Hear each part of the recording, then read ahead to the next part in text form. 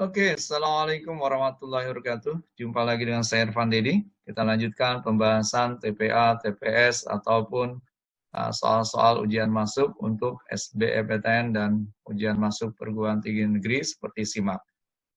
Oke, kita bahas soal yang pertama. Perhatikan, di dalam lingkaran besar terdapat dua lingkaran kecil yang saling bersinggungan di titik pusat.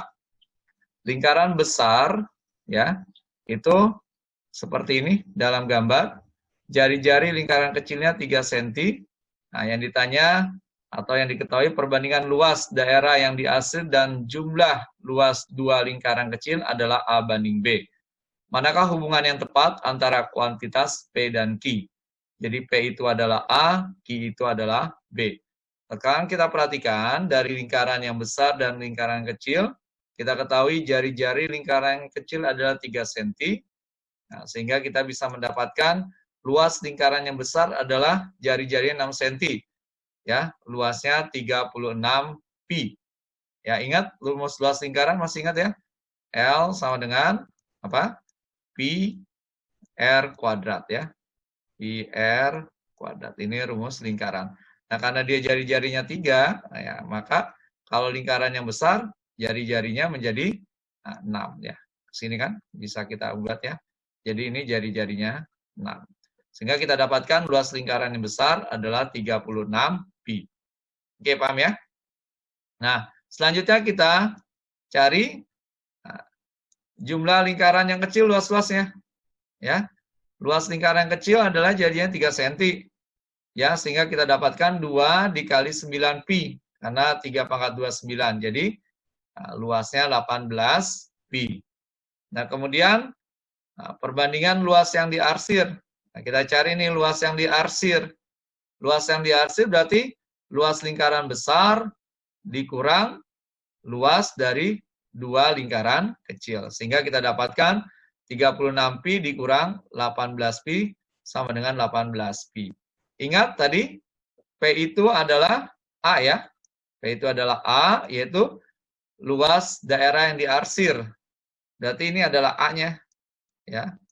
Kemudian B-nya itu adalah jumlah luas dua lingkaran, yaitu si Q-nya. Berarti ini adalah nilainya si B. Ya. Ini B, ini A, ini B. Sehingga kita bisa dapatkan kesimpulan bahwa P sama dengan Q. Jadi jawabannya adalah yang C. Ya. Oke. Jadi jawabannya untuk soal ini adalah yang C. Oke, bisa dipahami ya? Oke. Ya, kita lanjutkan. Rata-rata 3 bilangan asli adalah 9. Jika bilangan asli P ditambahkan, rata-rata 4 bilangan tersebut merupakan bilangan asli. Nah, manakah hubungan antara P dan Q yang benar? P itu nilai terkecil P yang mungkin, Q itu nilainya 3. Sekarang kita lihat dulu, rata-rata 3 bilangan asli adalah 9. Berarti kita bisa tulis seperti ini kan? Ya, kita anggap ada 3 bilangan, X1, X2, X3, dibagi 3 sama dengan 9. Kemudian, bilangan ini ditambah P. Ya, ya, jadi ada 4 bilangan. Nah, kalau seandainya ini X1 tambah X3, kan kita bisa tulis jadi sama dengan 27 kan? Langsung. Nah, maka ketika ditambahkan bilangan yang keempat, yaitu si P, bisa kita tulis seperti ini. X1 tambah X2 tambah X3 tambah P per 4. Dengan X1 tambah X2 tambah X3-nya adalah 27. Jadi 27 tambah P sama dengan 4. Nah, sekarang rata-ratanya ini kan harus merupakan bilangan asli. Maka artinya bilangan ini harus bisa dibagi atau habis dibagi dengan 4. Maka kemungkinan-kemungkinan yang bisa kita ambil nilai P-nya adalah banyak sekali. Dan yang paling kecil adalah 1. Sehingga nilai P adalah 1. Nah, kalau kita bandingkan dengan Q, maka nilai P lebih kecil dari Q. Atau jawabannya yang B. Oke, paham ya? Ya, kita lanjutkan soal selanjutnya. Diketahui X kurang dari 3. Manakah hubungan yang tepat antara kuantitas P dan Q berikut? Nah, P-nya itu adalah X pangkat 4 min 1 per X kuadrat min 1. Nah, ini kita sederhanakan dulu. Ya, kita faktorkan menjadi X kuadrat min 1. Nah, dikali X kuadrat tambah 1. Sehingga ini bisa kita sederhanakan ya. Nah, ini kita coret. Nah, sehingga menghasilkan nilai X kuadrat tambah 1. Oke, paham sampai sini ya? Jadi P-nya itu bisa disederhanakan menjadi X kuadrat tambah 1. Nah, kemudian kamu perhatikan, X-nya itu kurang dari 3 kan? Untuk X kurang dari 3, nah, kita coba X0. Ya, maka X kuadrat tambah 1 nilainya 1. Kalau kita masukkan X min 2, maka X kuadrat tambah 1 nilainya sama dengan 5. Nah, kamu bandingkan, ya, ketika dia 0 nilainya 1, ketika dia min 2 nilainya 5. Sekarang kalau perhatikan, ketika untuk X-nya 0, ya, ketika X-nya 0, nilai P-nya itu adalah 1. Ya, ini adalah nilai P ya, ini adalah nilai P. Sedangkan ketika X-nya 0, nilai Q kamu lihat. Nilai Q adalah 2. Berarti kesimpulannya pada saat X-nya 0, ya, P itu kurang dari si Q. Oke? Nah, sekarang ketika X-nya min 2, kamu perhatikan, nilai P-nya adalah 5. Sedangkan nilai Q ketika X min 2, kamu masukkan ke sini, nilainya adalah 0.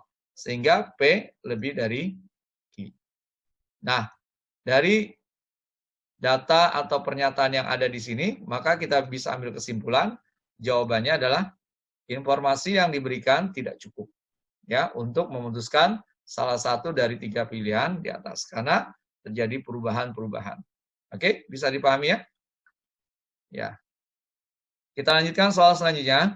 Titik T min 1,1 terletak di dalam lingkaran X tambah 1 kuadrat tambah Y min P kuadrat sama dengan 5. Nilai P yang mungkin adalah. Nah, sekarang kita perhatikan. Ini ada titik T min 1,1 pada lingkaran. Berarti kan kalau pada lingkaran, berarti kalau kita substitusi, hasilnya harus kurang dari jari-jarinya. Atau kurang dari 5. Nah, kita dapatkan 1 min P kuadrat kurang dari 5. Nah, nilai P yang mungkin dari bentuk-bentuk ini adalah, ya, kemungkinan seperti ini kan.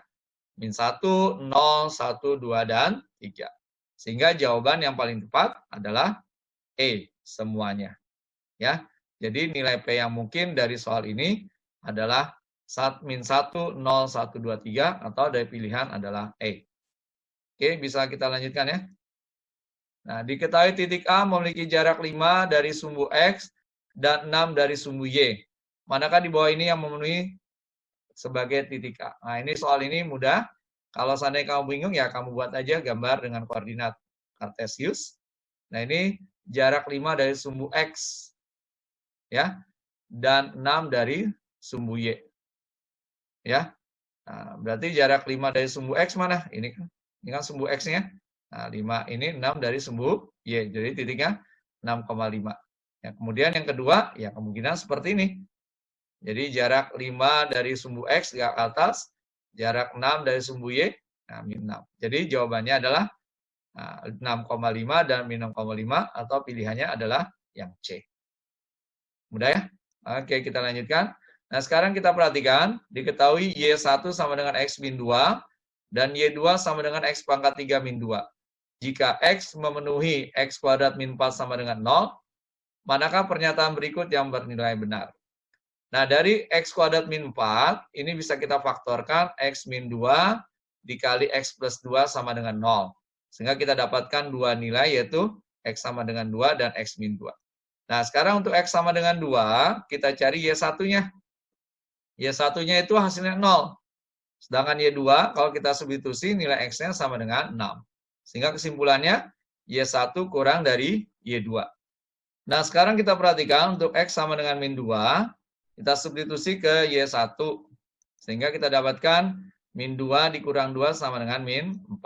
Kemudian, kita substitusikan ke Y2 sama dengan min 2 pangkat 3 dikurang 2 sama dengan min 10. Nah, di sini kesimpulannya, Y1 lebih dari Y2. Nah, sehingga dari jawaban ini, kita bisa ambil kesimpulan apa? Ya, yang keempat. Y1 dan Y2 tidak dapat diketahui mana yang lebih besar. Ya. Jadi jawabannya adalah yang D. Oke, pembahasan TPA, TPS telah selesai kita bahas. Ingat, matematika itu mudah. Semoga bermanfaat. Assalamualaikum warahmatullahi wabarakatuh.